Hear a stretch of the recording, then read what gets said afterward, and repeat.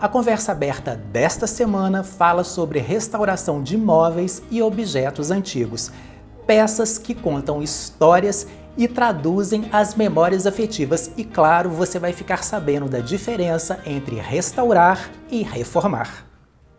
TMTV apresenta Conversa Aberta. Oferecimento Ribeiro e Arrabal Negócios Imobiliários 3228-7000. Unimed. Cuidar de você. Esse é o plano. O convidado dessa semana é o administrador e restaurador de imóveis Mário Eduardo Almeida, que herdou a arte de seu pai, um exímio vivificador de antiguidades, autodidata. Bom, então vou começar falando o que pode ser restaurado em termos de móveis e objetos e como é feita a avaliação das peças. Em princípio, qualquer peça pode ser restaurada. A questão é a análise da finalidade, se é uma questão pessoal, se é uma questão histórica, se é uma questão de uma peça para revenda.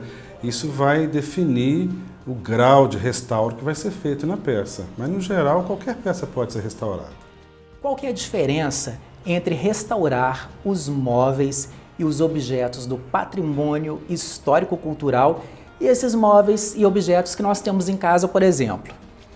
Restaurar um móvel para o patrimônio, ele tem um grau, um critério diferenciado, a gente tem que ter uma análise muito mais técnica.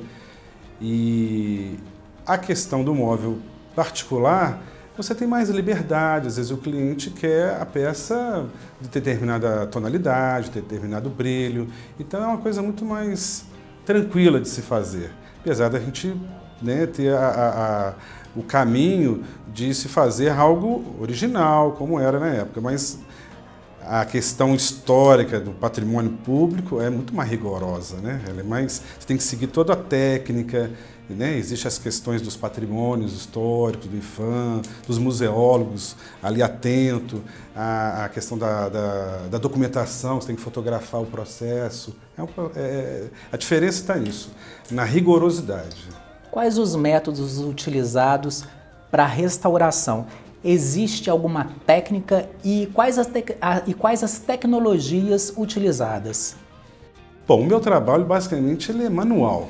Utilizo de máquinas, sim, né, ferramentas, crio ferramentas que às vezes você utiliza uma única vez e depois você vai utilizar 10 anos depois. Mas a tecnologia está na questão dos processos químicos, né? O que vai ser, vai reagir com a madeira, o que vai acontecer, se vai clarear, se vai manchar, tem que ter esse cuidado, esse conhecimento. A questão da combinação das cores, né? Mas o processo basicamente é manual, é questão de ter carinho, polimento, fazer devagar, né? Com as dimensões. É uma coisa muito sutil, muito sutil. Bom, o seu currículo é muito extenso, né, Eduardo? É o mobiliário do então presidente Itamar Franco, um dos quartos do Alfredo Ferreira Lage e o escritório do Mariano Procópio. Existe emoção nessa relação do restauro e conta alguma peculiaridade que você passou e uma memória afetiva sua em relação a isso tudo? Todas as peças foram prazerosas de fazer. Agora, sempre alguma delas traz uma marca, né, no nosso trabalho. Acredito que, sem dúvida, o quarto do Alfredo Ferreira Lage, que são peças, né, góticas, num estilo muito diferenciado, e o estado em que se encontravam, trouxe um prazer enorme no resultado. Foi magnífico, foi um processo difícil, mas quem tiver a oportunidade no futuro de ver, vai ficar surpreso, com certeza. Agora vem cá, quais os móveis e quais os objetos que não podemos restaurar? Aí vai depender do estado que ela se encontra. Se ela estiver praticamente, né, em estado terminal, vamos dizer assim, não tem condição. Mas se ela quer restaurar e tiver algum valor para ela, nós vamos estudar uma possibilidade, vamos tirar do fundo do baú uma alternativa para trazer aquilo. É sempre um desafio a gente achar uma solução. E graças a Deus, nesses 30 e poucos anos que eu trabalho com isso, sempre encontramos uma solução para trazer de volta aquela peça. Quais as etapas que um item do mobiliário passa nesse processo de restauração? Por exemplo, eu estou com um sofá, estou com uma vitrine, uma cristaleira. Quais são os processos? Primeiro é a análise, né? Análise. Depois é a limpeza, desculpinização e depois a parte de marcenaria propriamente dita, que são as intervenções nas partes que estão danificadas, partes faltosas. E, por último, o acabamento, que a gente usa ainda o processo antigo, o processo de goma laca, malaca indiana. É um processo muito raro hoje de ser utilizado pelos profissionais de marcenaria. Bom, agora vamos definir o que é restaurar e o que é reformar. Bom, o restauro, propriamente dito, ele é o que revitaliza a peça no seu estado original.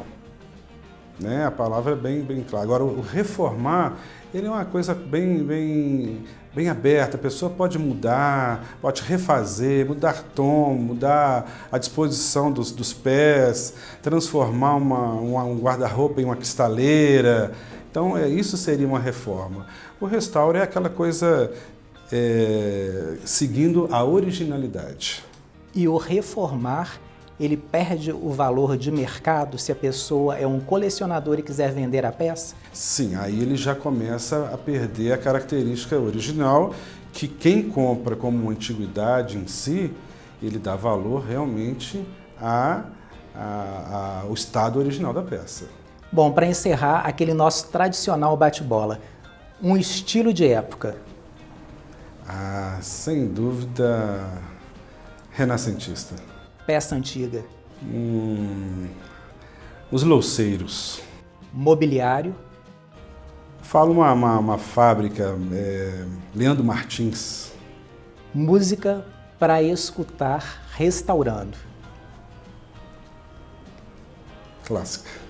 Uma frase ou um pensamento para a gente fechar com chave de ouro o bate-papo. Como não sabiam que era impossível, foram lá e fizeram. Eduardo, valeu pela nossa conversa aberta.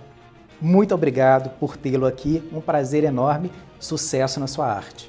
Eu que agradeço pela oportunidade, né, para mostrar o nosso trabalho, quem puder conhecer a nossa oficina e até mostrar realmente o nosso trabalho, que é uma coisa difícil de encontrar. Muito obrigado. A conversa aberta de hoje fica por aqui. Outras dicas você encontra na minha coluna Casa Arrumada na Tribuna de Minas. E se você quiser participar da próxima conversa aberta, bater aquele papo com a gente, é só entrar em contato. Um forte abraço e até a próxima.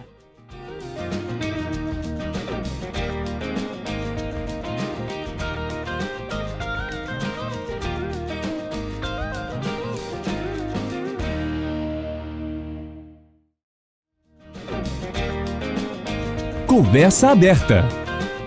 Oferecimento Ribeiro e Arrabal Negócios Imobiliários. 3228-7000.